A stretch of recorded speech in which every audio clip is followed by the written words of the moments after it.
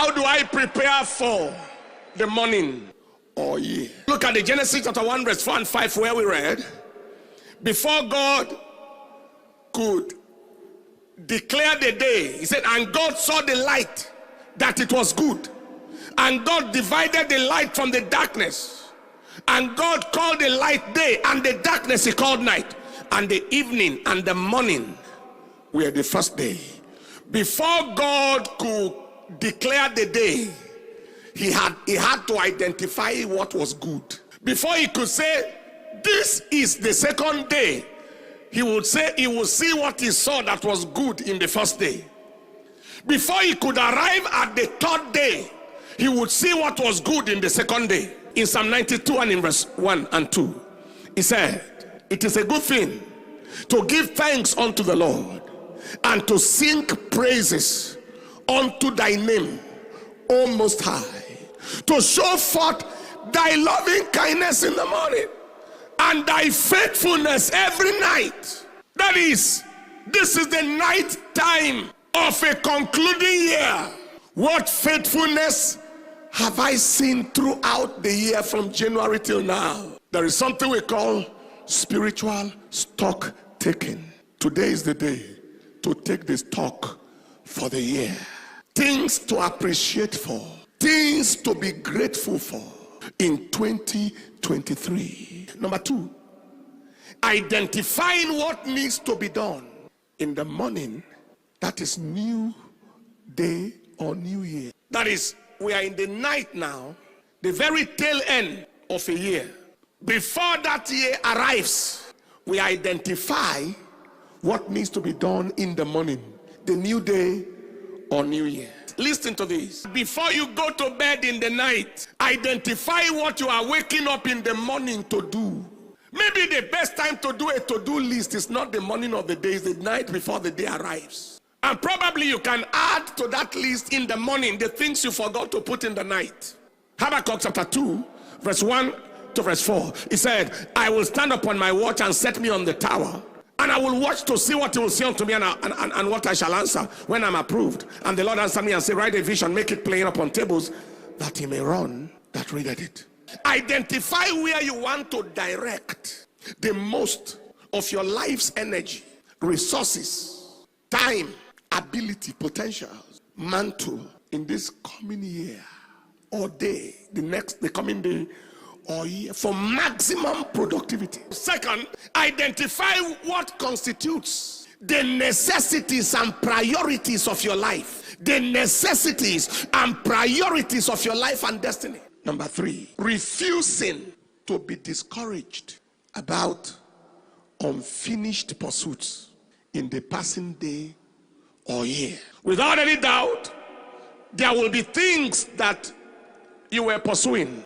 Without any doubt, there are expectations that you had. But you entered a new day by making up your mind never to be discouraged about the task of yesterday that couldn't finish. You entered the year making up your mind about the agenda of the previous year that couldn't be finished. What was not finished yesterday, continue today. And if it doesn't get completed today, continue tomorrow.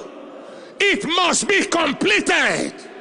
If there are things you identified for 2023 that were not completed, don't just knock them off and start brand new things afresh. Whatever is to be started, as far as you know God wants you to do those things, is to be started in continuation with where you stopped last year. Fourthly, entering into the day or year unburdened with the baggages of the passing day or year. Listen to this on a general note. To have a productive day, you must have a restful night. You can't have sleepless, restless, stressful night and end with a productive, successful day. If you want the vehicle to carry new load, you must offload old load. The reason why we rest at night is so we can be useful in the day.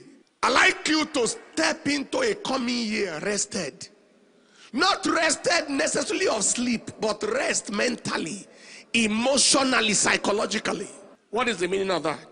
First, unwind, download all stress, all distress. Stress, download it, unwind.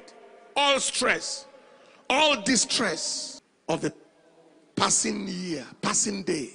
Paul the apostle said in Philippians 3:12, not as though I had already attained, either way already perfect, but I follow after, is that I may apprehend that of which I am apprehended of Christ Jesus. Brethren, I count not myself to have apprehended, but this one thing I do, forgetting those things which are behind, and reaching forth unto those things which are before. Secondly, it means release all pain and all hurt, painful, hurtful experiences of the past year. Release them. Refuse to allow them walk with you into another year. Let the year pass with its pain. Let the year end with its hurt. You cannot walk backward into the future. If you don't allow the past to pass, you pass with the past. There is no future in the past. Focus on the past makes a person to be history while he's alive. Thirdly, forgive yourself for failed opportunities or missed openings by your own doing, maybe. Don't lament what you can't amend. Don't perish with milk that has poured. Fourthly, forgive anyone that you must release in order to advance. Until you let go of the past, you don't lay hold of the future. Number 5, give the new year, the new day, and that is the new year, the chance to deliver expected results. Don't suspect the year before it arrives. That was how my life was last year. 2021 was the same. 2022 was the same. 2023 was the same. Well, I'm used to it. And most people, is according to your faith, it is unto you. Give the new day, give the new year the chance to deliver expected results. Never enter into the year with the mentality of another year has come. It will be the same. That will never be your portion. Can I hear louder? Amen.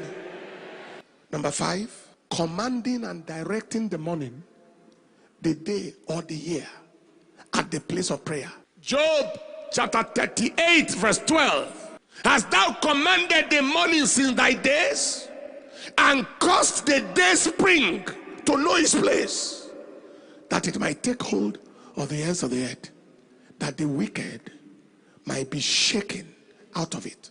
First, you command the day and order the day to know its place. You command the day or the year, ordering it to know its place. Second, you refuse to allow the day or the year to go in any direction it wants. You refuse it. This new day, you can't go how you want. This new year, you can't behave how you want. You refuse it. To allow the day, to allow the year to go how it wants. You refuse. Thirdly, it's almost like the second. You refuse to allow the day to proceed at random. You refuse to allow the day or the year to chance. Number 6, receiving and accessing instructions from the Almighty. And these instructions, you can qualify it instructions at night from the Almighty. Why do I say at night? Just before the day breaks.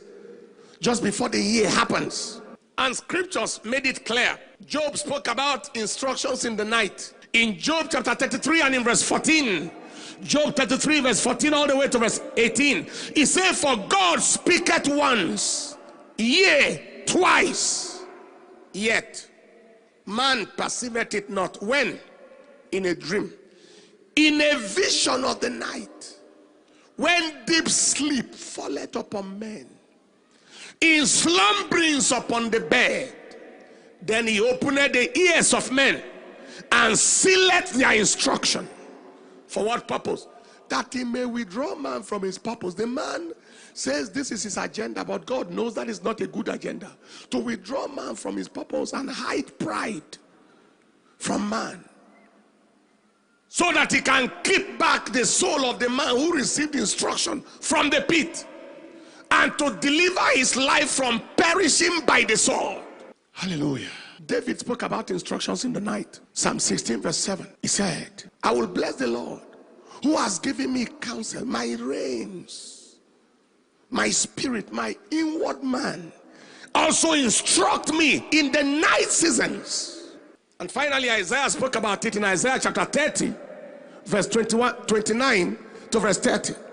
He said, you shall have a song as in the night, when a holy solemnity is kept, and gladness of heart, as when one goeth with a pipe to come into the mountain of the Lord, to the mighty one of Israel. And the Lord shall cause his glorious voice to be heard. What do we need instructions for ahead of the next day? First, to discover divine purpose for our lives in the coming day or year. Where does God want us to pour our energy? What does he want me to emphasize? Pastor, church member, what does God want? What is God saying to me for this coming year? What am I hearing? Second, to deliver man from destructive directions. It delivers you from the road you shouldn't follow. Distractions, destructive directions. It will let you know friends that are not to be called friends. They are to be people you just know. It will let you know businesses to withdraw your money from, that will occasion losses if you remain there. He may let you know where to pack out from. Thirdly, he will speak to you concerning the coming year. Thirdly, to rescue from destruction. He rescues you from destruction, so that man does not go into the pit. To rescue from destruction. Can we go over it one more time? If I am to prepare, what do I do? Number one, appreciate God for his goodness and mercies in the passing day and this past year. Number two, identify what needs to be done in this new year. This new year I'm entering, this new day. Number three, refuse to be discouraged about unfinished pursuits of this year that is passing. Number four, enter into the day unburdened. Pass the burden. Let the things of the past pass. Number five, command and direct the day at the place of prayer, which we shall be doing in the night. Number six, receive and access divine directions and instructions from the Almighty at the place of prayer. Somebody is blessed. Who is that? Stand on your feet and a shout of praise.